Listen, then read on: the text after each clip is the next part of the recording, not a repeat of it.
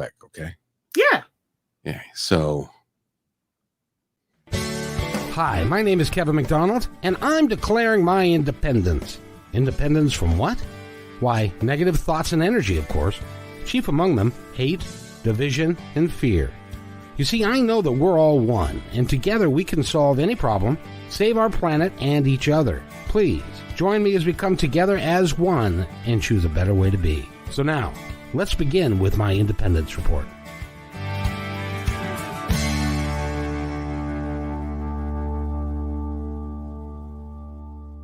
To my independence report. If you're listening to this before I get a chance to clean it up, I got to tell you what happened. Because of the fact that I admit that I am human, I did everything correctly except started the broadcast. So nobody could see or hear what we were talking about because they were looking at a blank screen. So what I'm going to do is go edit that, and we'll just redo that. So, okay. But in any event. So I got to do that again. Where this Fridays on My Independence Report is brought to you by Tracy Lamore. She is it's Lamore Media, and she is a publicist out of Canada. Although in the time of COVID, she can work with anybody worldwide. So Lamore Media is the company, and go look her up, and she can help you. She's working with Chef B right here, Chef Bella. So how's she doing for you? She's doing good. She's on it, especially in this time of COVID, and we're kind of open, but we're kind of not open. She is on it every day. I get something from her, about six to 10 things from her. Oh, awesome. Yeah. So I got to ask you, you're a chef. You have your own company, which, by the way, let's review the website so that people can follow along by going there. Your website, again, is www.chefbellabkitchen.com. And you've got beautiful food there, and you've got a way to contact you. And absolutely. Stuff. Now, if you're listening in Los Angeles, California, and you live in one of those big houses and you have a big bank account with a big checkbook, then you can fly her out and she'll cook you dinner for two. Absolutely. They call me the lover savior. Yes. Really? Yes. Oh, so ladies or fellas, if you're in trouble, you're in that doghouse, I can set you up real nice, and by the end of the night, nothing even happen. You won't be in the doghouse anymore unless you really deserve to be in the doghouse. Right. but if it's forgot your anniversary or something, that's one thing. But anyway, it's great to have you here, and I love talking about food. I love talking about the industry. How did you get started? I started as a graveyard dishwasher at 19. How did you start in the industry? I started actually discovering food. I started because I actually had a track injury. So I tore my ACL, and I was homebound, and I have two little brothers, and my mom worked late, so I would have to cook for them. And I just started putting stuff together and realized that I was actually good at putting stuff together. And after high school, I kind of, as a teenager, kind of trying to figure out the world, trying to figure out what I want to do. And culinary just kept coming up. So I signed up for Le Cordon Bleu, and I went to school. My first job was silverware rolling.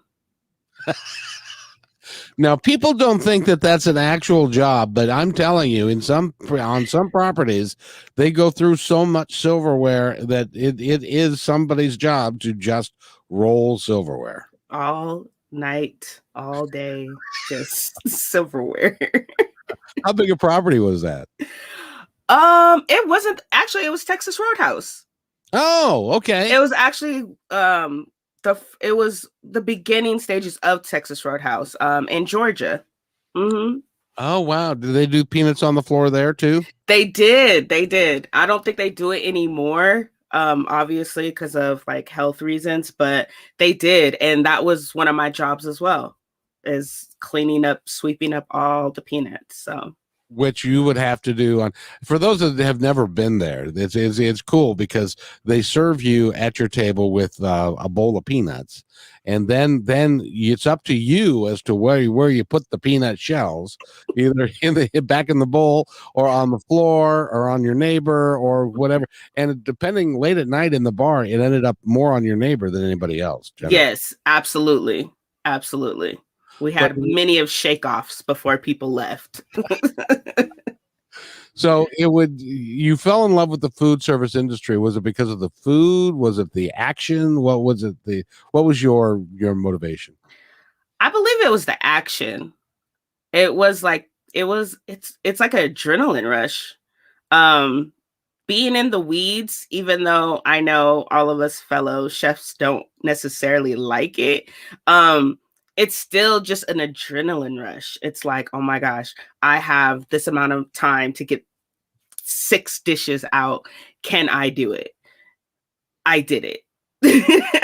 Absolutely. Well, the thing about the restaurant industry is that, and you know this, is that it gets busy at the least profitable and possible times when you're never ever busy, and all of a sudden 10 tables will walk in all at the same time, or 15, all at the same time, and you're not staffed for it, you're not prepared for it, and then it's all hands on decks. You just got to do the best you can, and you just get in there, you roll up your sleeves, and you get it done. Yep. And that's so funny because on the line, it's taboo for anybody to say, oh man, today's dead, or oh man, it's not even busy today. Like, you cannot speak any of that on the line, because as soon as you say that, like you said, 10 tables walk in all at once and we're hit. Yep, you go from standing around cleaning the counter to all of a sudden, holy crap, we're in the weeds, right? And I loved probably my best time was Friday night or Saturday night, because that's when all the staff was there. I'd have, on any given Friday night or Saturday night, I'd have 14 servers, 3-4 bartenders, several cocktail servers, 3 hostesses, 3 managers, 2 different lines running at the same time.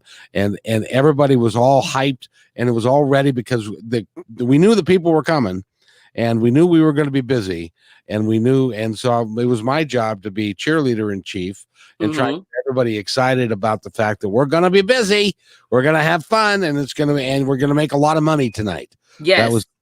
That's the biggest thing. Yes. It's the biggest thing. And so when you were going through those days, when you went from a silverware roller to, I assume you followed the normal course, which was that to a prep cook, and then you worked your way to the line. Is that how it worked for you? Yeah, I went silverware rolling, and then from silverware rolling, I actually went to the front of the house. Oh, you did? I did. So I went silverware rolling, and then I was a hostess, and then I was a hostess trainer, and then from hostess trainer, I went to a server, and then I was lead server, and then from there, I kind of served other places, but then I got back in the kitchen. So then I went to a food runner, and then from a food runner, I went to a prep cook, and then from a prep cook, I went to a cook, and then later I went to a sous chef. Do you know that experience that you gained, you probably were going, I don't want to be a bus person or a hostess, but that experience in the front of the house has really served you well, hasn't it? Absolutely. It's weird because in the kitchen, in some kitchens, there's just like this weird dynamic between the front house and the back of the house, and how they have to be segregated and how they have to be separate. So when in any kitchen I really worked in, I always made it a point to where we were always in communication. It's okay to talk to us. I know that they say not to, but it's okay to talk to us sometimes, because you guys are the eyes, the ears, you guys are the face. Sometimes we don't know because we're not out there. So yeah, like, just have had that experience. I connected well with front of the house. Well, especially when you decided to do, now I got to ask you, when you laid out your mission for how you wanted to conduct your career and what you wanted to do and where you wanted to go, and you started telling people, what did they say? Good luck. Did some of them say, yeah, right. Okay. We'll see you in the kitchen. Yeah. You'll be back. Yeah. Good luck. Yeah. Because what you're to explain to our audience what it is that you're doing now. So what I do now is I'm a personal and private chef, and I create unique and private dinner parties. That's my thing. That's my niche. I love it. And I basically am hired, from anybody, a couple, a party, a birthday party, and I'm hired to come in the home and I cook for them. And I create these meals and these nice dinner spreads. So that is what I do, and I love it. It just allows the freedom of creativity, and I make my own hours, and I get to see people firsthand when they eat the food and they enjoy the ambiance and stuff. And yeah, so people definitely would think I was crazy. Okay, for those of you who think, well, cooking for somebody, that's not a big deal. Okay, let me explain to you what kind of a big deal we're talking about here. First of all, she's got to put her salesperson hat on, and she's got to go find the customers. And once she finds the customers, she's got to develop the menu based upon what they want. And then she's got to be able to have the chops to be able to execute that menu how they expect it to be done. She's got to go purchase the food. She's got to get the right amount so that she doesn't waste all of her profit on excess food. So she needs to have enough, but not too much, but make sure that there's enough. And then she has to cook it, and then she has to serve it. Then she gets to clean it. Then she gets to pack it all up and take it home. By the time you get home at night, you must be friggin' exhausted. Exhausted. But you're right, and you said it perfectly. That's exactly. And if I could like print that out word for word for what you just said on my invoices, I don't know if people would still understand, but maybe it would make them feel better about their grand total. Well, but the grand total, it is what it is. And yeah. When you are donating, when you are using your time and efforts and most importantly expertise, because it takes when somebody says, okay, we're going to have dinner for 12. Somebody, namely you, needs to know how much food to buy. Yeah, absolutely. And because it is, I assume that the food is part of the invoice, but is also, you need to make sure that it is as economical as possible for them, and so that they don't see you having like barrelfuls of food you're wheeling out to the car after. Right. Like they go, wait a minute, did I pay for that? And so it needs to be right, and you need to have good menus, and your timing has to be impeccable and stuff like that. And I got to ask you about your timing in a little bit, but first of all, so how's business going for you? It's going good, actually. COVID has actually done me justice. Well, that helps somebody. It helps somebody. Most of my clientele here in Denver are out of towners.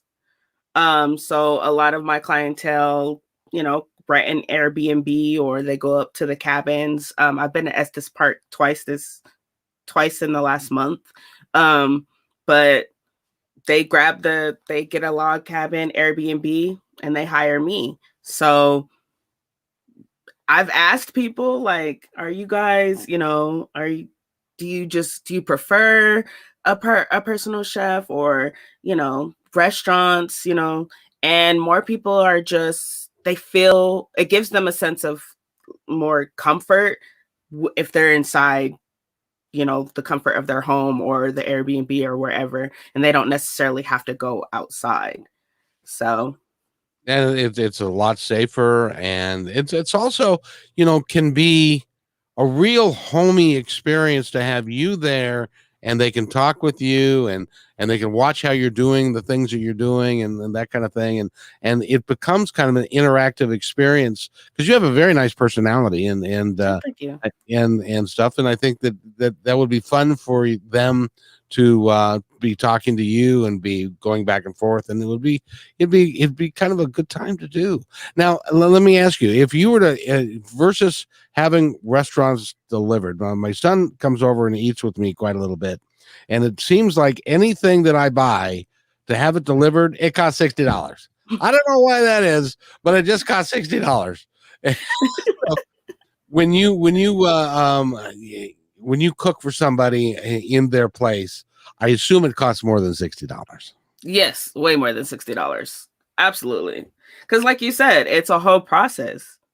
I got to go out and I got to shop for the food. It's just a whole process. So I have a 2-day, prep process for when I'm going to go cook for someone. I do all my little prep beforehand, and all my major cooking I do in-house, and so it's of course to give them that experience, but yeah, way more than $60. Way more than $60.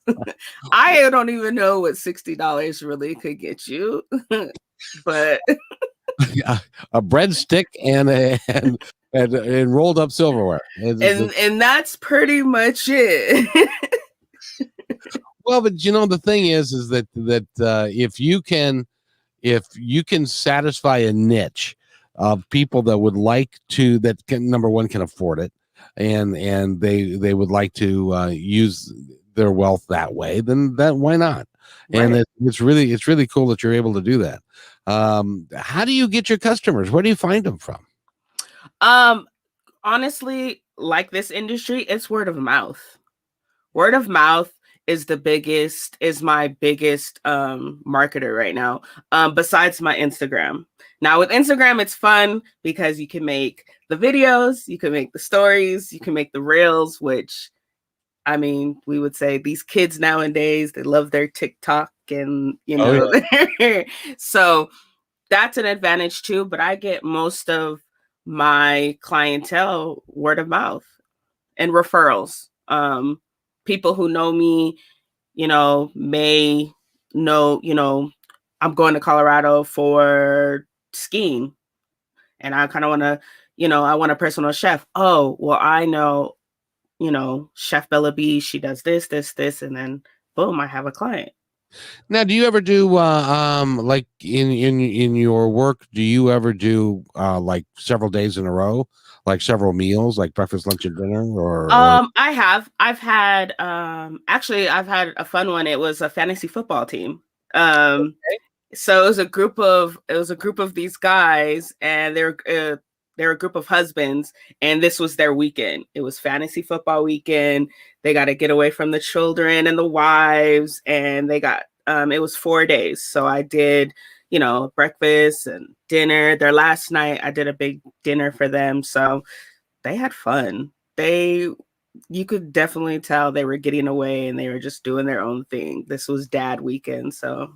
Okay. So how many bottles of Jack Daniels did they go through? Man. Well, let me tell you, the refrigerator, I had no room. Okay. I had no refrigerator space at all. Let's just say that. It was full of beverages. Full of beverages, and not the, not the Diet Coke kind. Not the water Diet Coke kind. Yeah. So that would be cool. I was just thinking that we have a guy out here that and he's not alone anymore in the professional athlete world of they have their own personal chef. Okay. Yeah, this is Russell Wilson is who I'm talking about, because I'm from Seattle. Ooh. And so he's got, of course, the man makes $36 million a year. So he's got his own chef who does the type of food that his personal trainer, that is the only person that he trains, is. And then there's a masseuse, that's the only body she touches or he touches, and whatever. So you could become a personal chef for somebody and make really good coin. But the problem is that would be 3 meals a day, 7 days. That would be hard, wouldn't it? It just depends, I think. I think it depends on what it is. I enjoy cooking. So I think it would actually kind of excite me because it would be multiple meals. And then it would just be the experience. The experience to do multiple meals like every day, or every other day. It would be kind of exciting. Now, yeah, of course, I'm human. It gets tiring, you know? And us chefs and anybody in the food industry know how many hours you have to be standing on your feet. So I'm sorry. I think besides athletes, I think we're one of the most elite Yes, you are. athletes.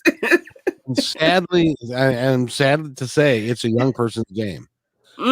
Absolutely. 'Cause you can't, when I got upwards of in my 40s, there just was not any way that I could keep up with myself in my 30s as far as being able to do what I had to do to, the number of hours, because it was 50 plus hours a week, Yeah. always.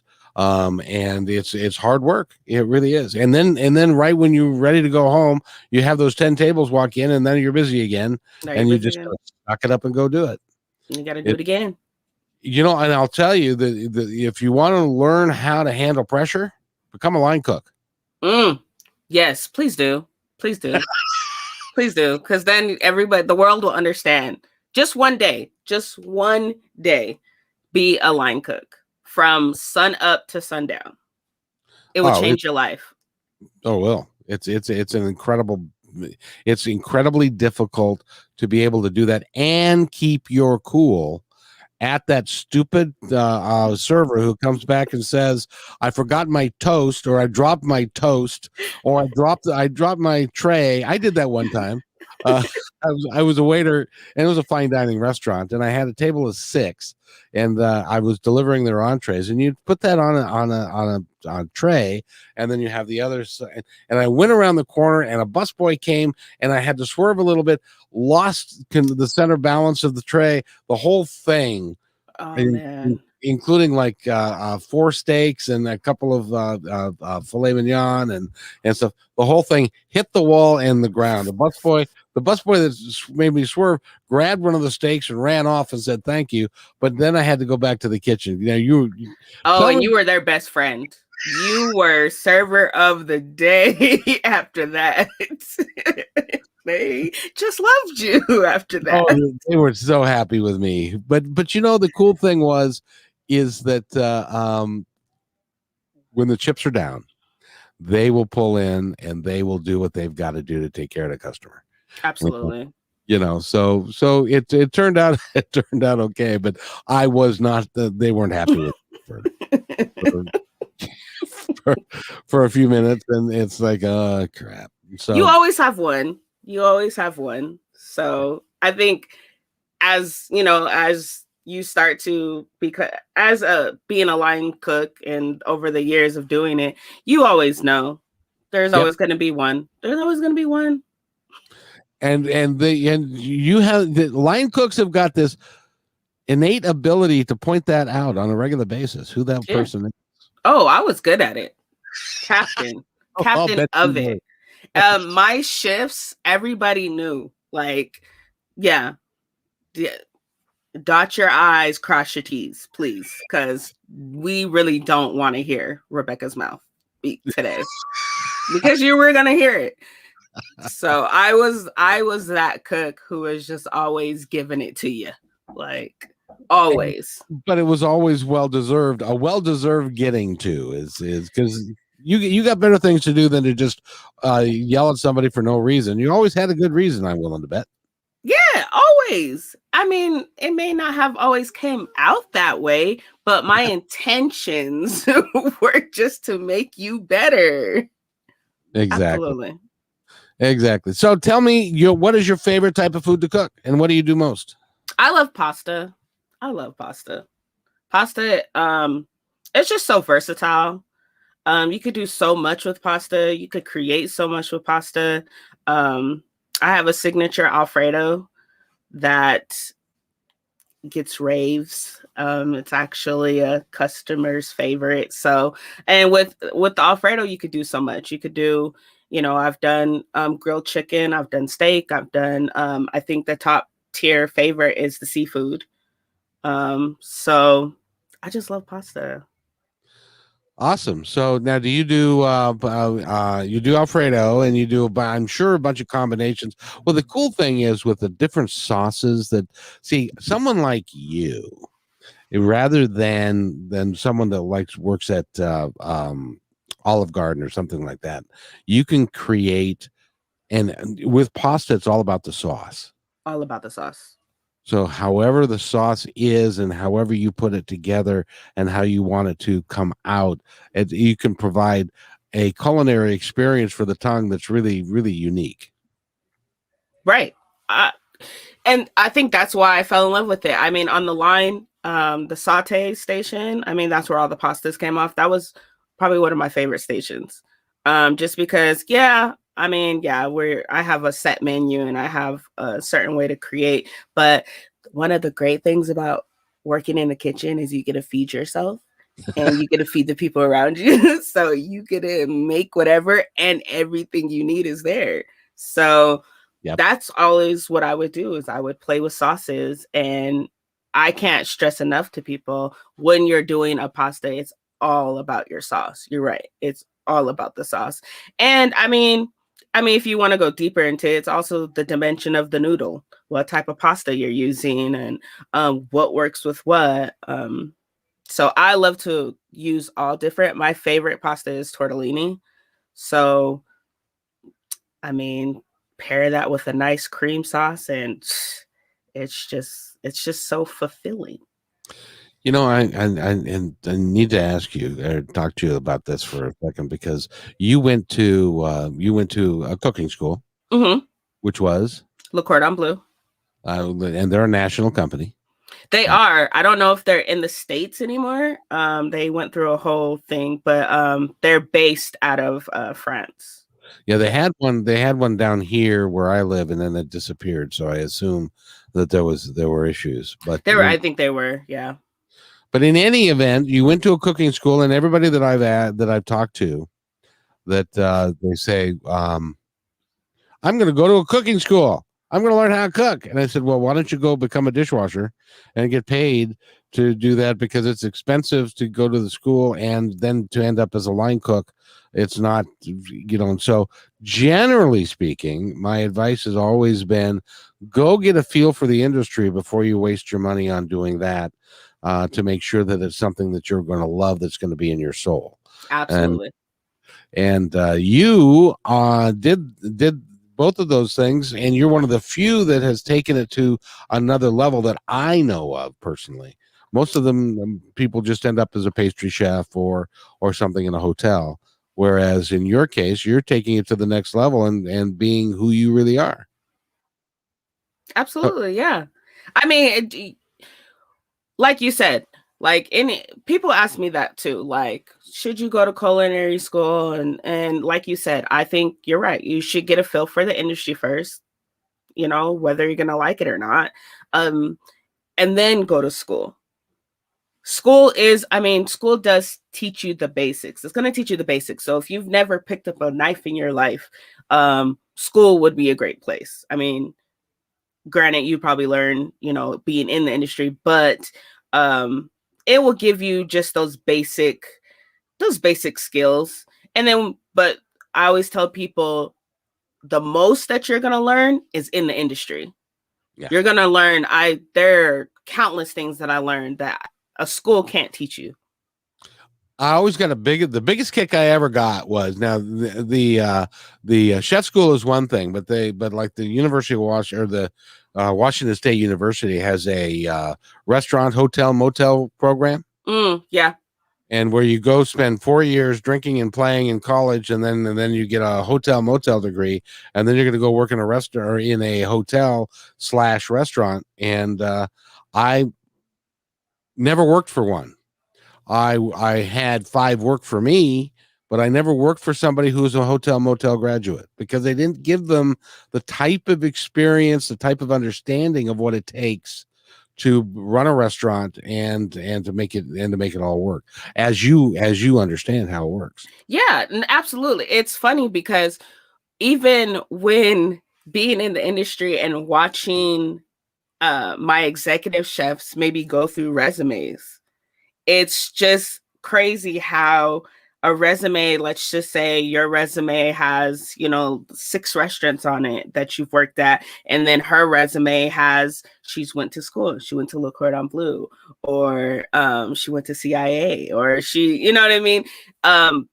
They'll go with your resume before hers. And I always thought that was weird because just in our society, they tell you, go get a degree in whatever it is you want to do. And it's going to push you places that someone without a degree does. In the culinary world, it's completely the opposite. It's completely opposite. People are looking for experience. They want experience. They don't want a diploma. They want experience. So I had a gentleman come in to me. I was an assistant manager at the Sea Galley at the time, which no longer exists, as most of the restaurants I've worked at don't. And and we sat down and I said, so tell me. And he said, I'm a hotel motel degree. I just graduated from Washington State University. And I really would like to work in a restaurant. As my first gig, I'd like to do that. And I said, well, have you ever done that before? No. Well, you went to school for 4 years to work in a restaurant, and yet you've never worked in a restaurant? Well, no. And he was like 23, 22, 23. He was a little pudgy, and I was not so sure that he could manage the workload. And I said, I can offer you a busboy job if you want a busboy job, because you need to start. I started a dishwasher at Denny's, and you need to start someplace to understand how the industry works, because I've never worked in anything. I've worked in several, and I've never worked in anything that operates like a restaurant or like a food service facility does. It's different. It's a different monster. It is. And that makes it exciting. That it is. And the fact that even you learn so many life skills in the kitchen, it's just not only can you apply it to your culinary career or just cooking in general, you can apply it to everyday things in your life. I've had many of just life skills, just the different walks of life that are in the kitchen. It's incredible. So I suggest that people start. Like you said, you have to start somewhere. And honestly, the dishwasher, in my eyes, was my best friend. My best friend. So even as a sous chef, my best friend. Like, are you okay? Are you comfortable? Are you hungry? Would you like something to drink? Like, you're my best friend, because they're gonna keep it moving. Without the dishwasher, you can't plate without dishes. That's right. So every cog in the wheel becomes a really, really important piece. Yes. And that's really is what is exciting about the industry is when you go through a night and your ticket times are low, which means your service is great and the servers are getting the food out and you're busy and everybody's happy and everybody's making money. Those are some of the best days I can recall. Yeah. Those are the best days. And, those are days where we walk out. Most likely we can walk out early because it's just going so smoothly. Nothing's coming back. Everybody's happy. We can clean, the cooks are happy because everything's going smoothly. The servers are happy. Those are the best nights. And that's what I do miss about the industry. It's just that sense of family. It's just such a sense of family. You create a family dynamic in the kitchen. And again, you're going to have good experiences and bad experiences. But those restaurants that really harness and hone in on that family dynamic are probably one of the best restaurants you'll ever work at. Yeah, the family dynamic is so important. So important. Everybody feels important. Everybody feels like they're. I actually fired a manager one time because I was working at a Mexican restaurant and we serve chips. So at every table we serve chips. So there are chips everywhere. and we're busy, and we had a wait going, and we had a busboy that was cleaning tables, trying to get tables clean so that we could get people seated so that we could serve them. And I had a manager who was standing there, and she looked at him and she said, "Go get the broom. We need to clean up these chips here." And it's like, no, damn it, that's your job. Right. He's doing his job. Now you are the one that are going to clean that mess up. And I think that's another important dynamic in the kitchen is you need to be able to roll up your sleeves and not be afraid to get dirty. Yep. You know, like you said, if someone doesn't show up, your dishwasher doesn't show up, I guess you're the dishwasher for the night.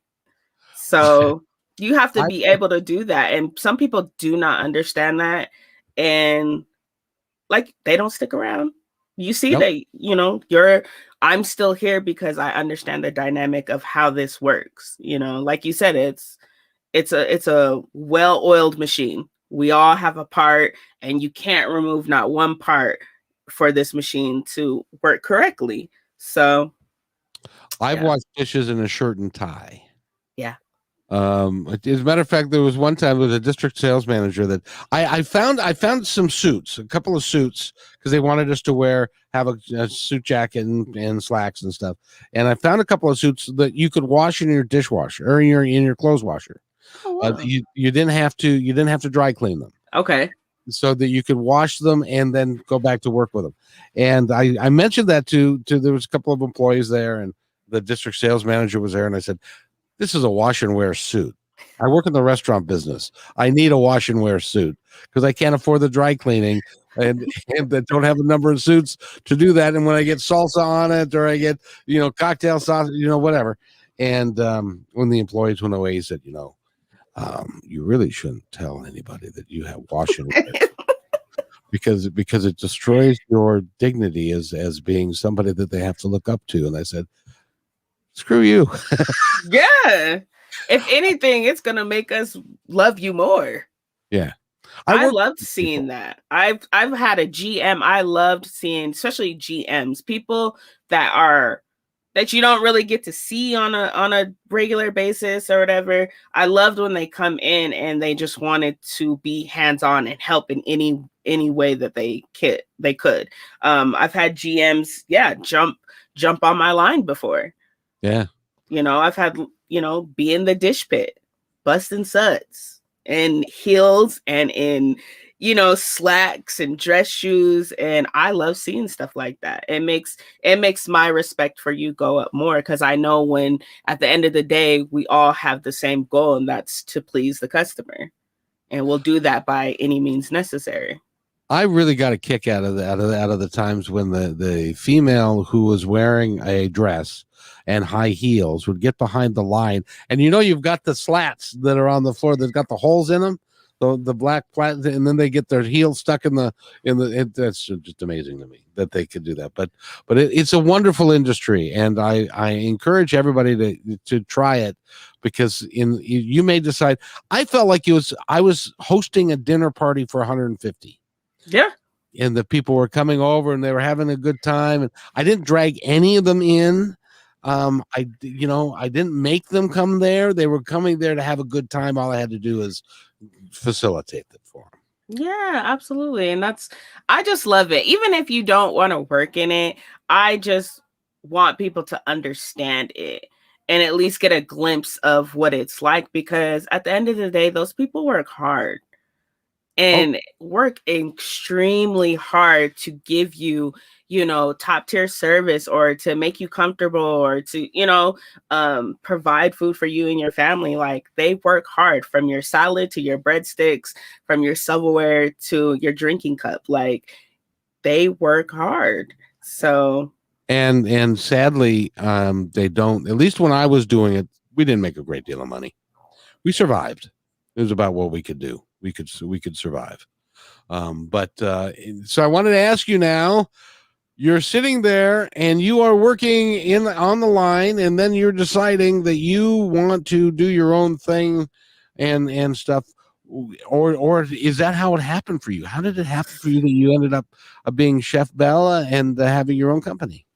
Honestly, I think every line that I've worked on, I've excelled to a point where I was looked at as some type of leader or trainer or some sort. And I just wanted to get to the top like any of us cooks want to. I just want to be able to call the shots and and do that. I realized that honestly, first of all, there's a dynamic in the kitchen on the line between women and men. I realized that very quickly. I didn't know how deep it went until I just started working my way up. And I was just like, oh my God, really? Like, huh. But I just got to a point where I was just like, you know what? No one's gonna run a kitchen the way I want to run a kitchen unless it's my kitchen. I know. I ran into that same problem. But let me ask you. Now, you said the divide between men and women in the kitchen. Describe that a little bit more, because I'm not. Well, we all know the little cliche women belong in the kitchen and but when women go to belong in the kitchen and want to get paid for it, it's a whole different thing. It's just men. I just realized that men, I guess, do not like to take orders or don't like to be told what to do, especially if you're a female. Oh, It's kind of weird to me because I wasn't looking at it as female and male. I was just kind of looking at it as experienced and not experienced, and in the kitchen everybody's experienced in something. So it's all just a learning curve in the kitchen, and it's just not like that. Some people, I've worked for people who've never cooked a day in their life, and now they're telling me how to cook. It's absolutely crazy, and that's where the whole degree thing comes in. I've worked with people where I can tell you've literally talked your way to the top. You've kind of faked it until you made it, and that's where I just started getting frustrated because I work very hard and I make sure I try to make us a family dynamic and a team, and some people just want to get the glory and the shine in the kitchen, and I just don't feel like that's not that. It doesn't really exist in the kitchen. We all shine as a unit, not as a single person. It's all as a unit, and that goes for the executive chef as well. So I just got really tired of it. I got tired of getting looked over for positions. I know that I'm very qualified, and people who weren't as qualified, you would always get positions over me. I think I was just that dependable factor in the kitchen where no matter what, I was dependent on. If I needed to come in early, if I needed to, cover shifts, or if I needed to run 2 stations at one time. And that's the crazy part, because I was one of like 2 people who knew every station on the line. And wow. I made sure that I did. I knew pantry, I knew saute, I knew fry, I knew grill. You could stick me literally on any station and I could bang it out. But it's so many politics in the kitchen, especially nowadays. There's so many politics in the kitchen, and they kind of veer away from that family dynamic and that teamwork and that one unit. So one day, I was just like, I can't do this anymore, because I know if I'm gonna really run a kitchen the way I want to run a kitchen, it has to be my kitchen. And so I quit. It was probably the most terrifying thing that I ever did, but I did. I quit. Yeah, but then so you quit and you went home. I assume there are people at home, and you said I quit, and they're like, what? My mom was like, she's like, well, do you have another job lined up? And I was like, you know what? No, I don't. I'm pretty sure I could figure it out, but I just want to do my own thing. And my mom, my mom is very supportive. She's like, okay, well then do your own thing then. Do your own thing. What does that look like? And I kind of just came up with Chef Belle B. The kitchen always used to call me, the older gentleman used to always call me Bella. So I just kind of ran with the name and started my LLC and kind of was trying to figure out what I really wanted to do. I wanted to cook for people, and so my first gigs were like, like business corporate lunches, and Do you I remember your did, first one? huh? Do you remember your first one? My first one was actually a family, and they're like a well-known dealership out here in Colorado. And It wasn't the Elway family, was it? no, it was the Bozart family. I don't know. That's John Elway's the only car dealer. It's the only person that people know from Colorado. I get it. No, it was like they're like a dealership family, and they wanted me to cook for them a couple days out the week. And that's where I kind of figured out I didn't know if that's what I wanted to do, just because like the husband ate anything, but the mom was vegan, and they had two little twins that were picky eaters. And I was just like, I don't know if this is exactly what I want to do as far as that. So, but then I just started getting other gigs, and they were always different. And then it just clicked to me like, oh man, I like creating a menu for someone who kind of wants it as a celebratory type of deal. I like that. And then I got into at first, and I never did the dinner spread at first. I just cooked the food. And then I started to actually do the plating and the dinner sets. And I started accumulating my own dinner plates and own water glasses and wine glasses and silverware and place settings and stuff. So when you go to a place, do you bring your own plates and Yeah. everything? Holy, do you have like somebody that like carts all that stuff in for you, or I do. You are amazing. Yeah. I do all of it. And and that's why, sometimes, like you said, like you just want people to have a glimpse of what we do. And it's a lot, especially now as an entrepreneur. It's just me. I'm a one-man band. So yeah, I do all my plates, do all my silverware, I do all my centerpieces, everything. So it is. If you haven't worked in the business, go get a job and figure out what this person does, because that's incredibly difficult. What you were able to put together and still do, so what is the future for your fine company, young lady? Are you going to hire a bunch of folks to work for you and all that, and become a multi-million-dollar company? that is the plan. That is the plan, and we're gonna branch off. I would love to. I have a spice and sauce line, but I'm working on relaunching it. So I have that in the works. I would love to open up a commissary kitchen for small businesses like myself, because that's one of the toughest things to find, is a commercial kitchen to use on a regular that's affordable, and that you get a decent amount of hours in.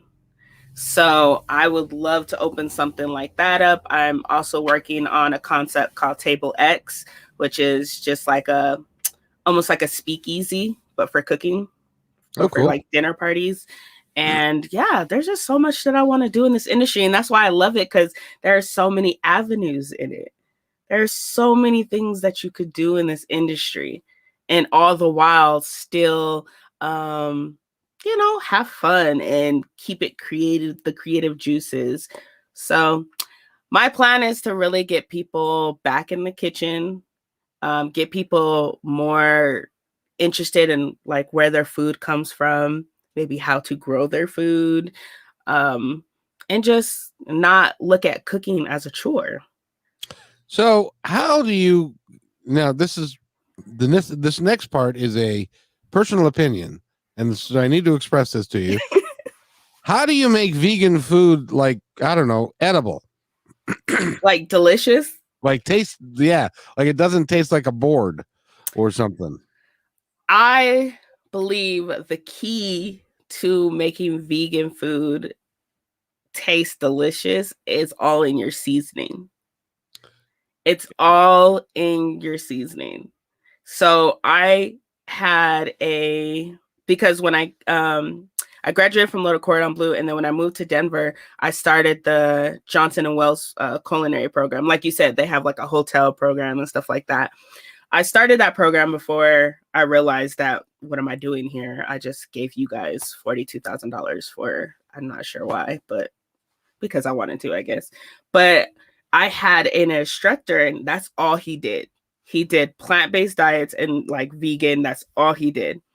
So he actually let us try this bacon. It's shiitake bacon. Now, I will say my face probably was disgusted, because I'm just like, bacon, you can't, there's nothing in this world that could like compare to bacon. But the shiitake bacon, it was interesting because it's like a science. He literally dried it out, and then he glazed it, and then dried it out again, and I'm not gonna lie, it tastes like bacon. Now, these are shiitake mushrooms, is that These right? are shiitake mushrooms. So it's like you're eating a mushroom, but it tastes like bacon. And I know with vegan and people going over and transitioning, like especially if you've eaten meat most of your life, most of the vegan food and plant-based food, they try to, make it imitate meat, which I never understood. If why would you do that? And he had made a really good point that the reason why they do that is because most people who become vegan or start a plant-based diet, it's not by choice. It's usually for some type of health reason where they've had to like change their diet. So you have to trick the mind into thinking that it's meat, so that it's a better transition for you to actually go into veganism. But it's all about the seasoning. He said the main thing is all about the seasoning. Now, that was actually the best answer that I've ever gotten as to why somebody would be a vegan and why they then take things like tofu and make a turkey out of it. Yeah. Is because they want the experience of being normal, but they can't physically digest the food that we normally have, or that a lot of us have. So after he told us that, I had never looked at like vegans the same again. It just made more sense to me, because it's like, yeah, you're right. You don't know everybody's situation. I mean, for some people it is just a fad, but for some people this is a life-altering thing for them. So yeah, vegan food, I'm sorry for the vegans out there. I just can't get down with tofu. I've tried to do everything I could with tofu, and I just can't get past it. I've tried marinating, I've tried just soaking, I've tried dumping loads of seasoning on it. I just can't get past it. That's one thing that I just can't get. I can't master. I can't do it. And at the end of the day, I think they're finding out that tofu isn't all that good for you anyway. There are better ways to get protein than there is out of tofu. So never been able to enjoy that myself ever. When my wife and I were together, and we would actually make homemade beef jerky and stuff. Take a roast and cut it up, and then put it in seasoning, and then put it in a dryer thing. And she's now a vegan. I don't know how that works.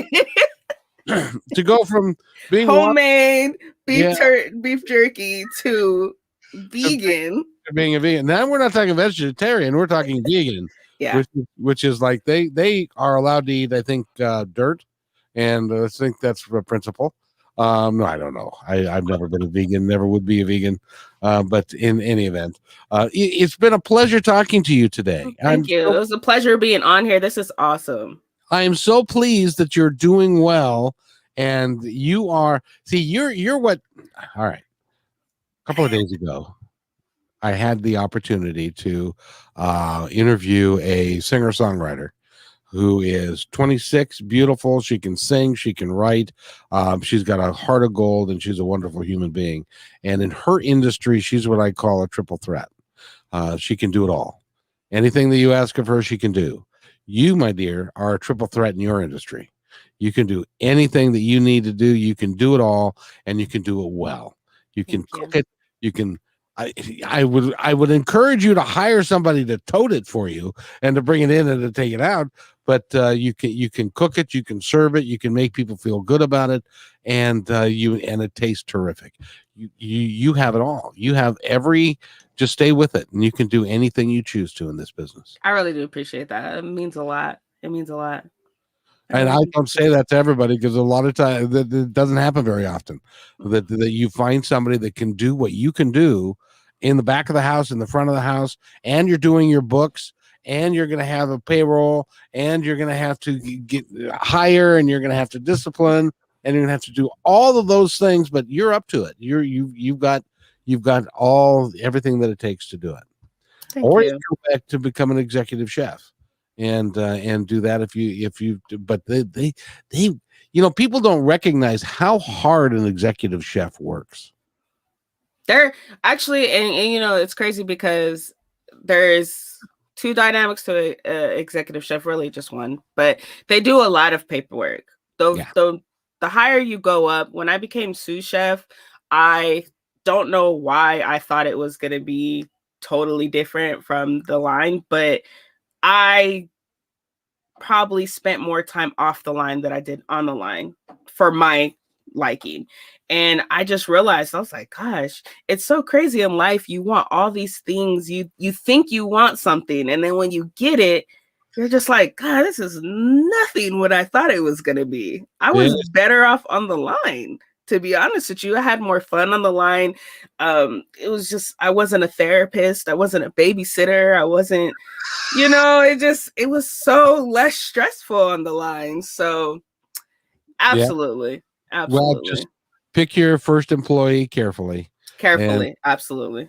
Somebody that's going to stand with you, come thick or thin, and take care of you and stuff. And then over time, you'll develop a staff that you can depend on and is going to take care of you, and you're going to take care of them. And it's going to be awesome. So, how's the work for the summer lining up? Are you going to be okay? Yes, I think I'm going to be awesome. I think people are itching to get outside. Boy, they are. I think people are itching to have get-togethers. Yes, they are. So, and then, summers are always good, wedding seasons and stuff. So do you do weddings? I've never done a wedding. I am open to doing weddings. I think I can do it. I think the most I've done is 45 people by myself. How the hell did you do 45 people by yourself? I did 45 people by myself. It was a lot of preparation. And you know what? That's the key to it. It's just the preparation. Now, was it a buffet? No, I actually ended up, they wanted it family style. So I offer like plating or family style, and they wanted it family style, but I ended up actually plating everything. 45 plates. 45 plates. And were you able to get the last plate delivered before the first plate was finished? Yes. That's an accomplishment all by itself. Yes. It was, I actually felt really good after that one, because I was like, okay, if I can do 45 people, then I can do this.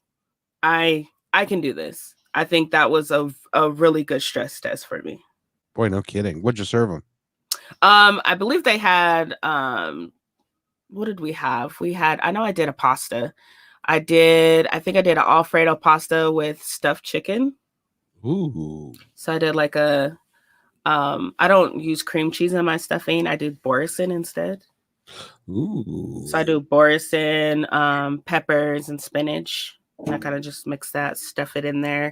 And then of course a nice Alfredo sauce with penne pasta, asparagus, grilled asparagus, or actually roasted asparagus. Yeah. It was pretty very nice.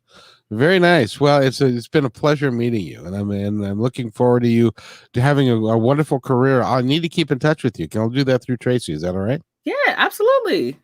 Yeah. So one of these days, what we'll do is we'll have to take a camera with you while you're doing your stuff, and we can kind of give the audience an idea of what it is to be able to do what you can do, because you spend money on an education, but I'm willing to bet that everything that you learned about by being on the line and by doing prep cooking and that kind of stuff, and being out in the front of the house, being a hostess. Yeah.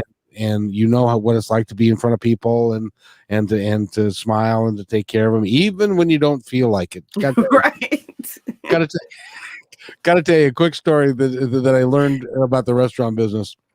I was the waiter at a restaurant in South Center called Peter B's. It was a kind of a fine dining little restaurant, and in a hotel in the DoubleTree, and it was 10 minutes to 10. Now I was the only server on at 10 minutes to 10 because we close at 10. And there's like 2 cooks in the back, and I have no tables, none. Restaurant's empty. It's cleaned. Side work's done. Oh, you're like, yeah, we're getting out of here. You're getting out of here. It's gonna be rain. We're gonna get out of here at 10. And so out from the bar comes this table of 6. Oh wow. And for you know that feeling that you get, oh crap, now it's gonna be 11:30. Dang, yeah. 12 before I get out of here. And so I took them, and the hostess was even gone.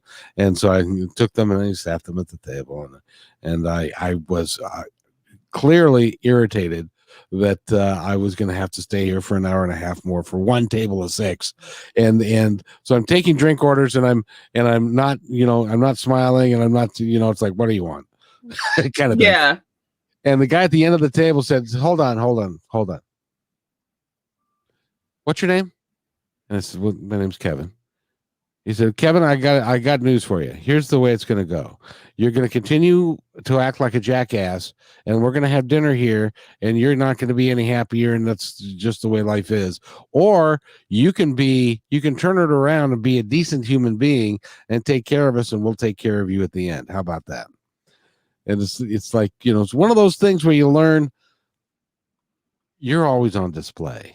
Yes. Everywhere you go, and you just gotta be careful. So he taught me a life lesson, and I was forever grateful for that. And that's but that's why I love the business so much, is that anything can happen on any given day. Anything. So you're awesome. If you want to get in touch with Chef Belle B, how do you do it? You can contact me on my website, which is www.chefbellabkitchen.com. I'm also on Instagram at chefbellab, or you can email me, chefbellab@gmail.com. So they didn't teach you much about marketing in the chef school. How are you doing with marketing? Marketing is hard. Marketing is hard.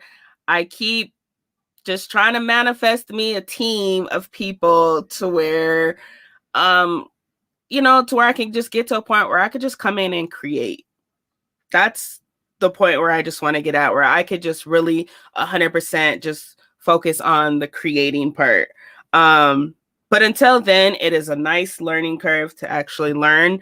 There's so many resources when it comes to marketing. There are so many free resources when it comes to marketing. So just being able to take advantage of that, you have to. It's time consuming. It's a little tedious, but it's all going to be worth it in the end. So I'm still dabbling in it. Instagram is my main social media that I'm on right now. I'll be working on a Facebook for a different audience, and then maybe just get on different platforms. Thinking about doing a YouTube channel. I keep getting asked to do one. It's just, I'm a one-man band, so now I would have to take in consideration of being a production team and and a sound team. It's too bad you don't live in Seattle, because I would love to help you out with that. But I appreciate that. But who knows? And by the way, I just wanted to let you know, because and I said it at the top of the show, and I'll say it again. Tracy Lamore, Media, is responsible for your presentation here, and it's great to have you here. As a matter of fact, I just needed to let you know, because I don't know that you wouldn't know that Tracy's been listening, and she says it was an awesome interview, and that's the kind of media gal that you've got. She doesn't just book this thing. She wants to make sure that it goes well for you.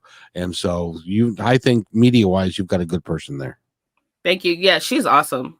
She's so awesome. Hi, Tracy. I love you. She's so awesome. All righty then. So anything, I always ask my guests if there's anything that you would like to tell our audience before we go. Honestly, whatever it is that you want to do in life, and whatever it is, whatever type of dream or creation you have in your head, just go for it. Just do it. Just start.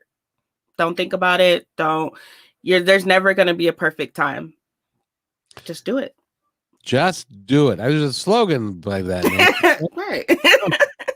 Somebody came up with that, but we'll steal it anyway. Absolutely. Chef Belle B, your website one more time, please. www.chefbellabkitchen.com. And I would like to thank everybody for listening to this presentation. It's been a great deal of fun to bring you here. And if you hang on just a minute, I got to do this close, and then I'll be right back. Okay.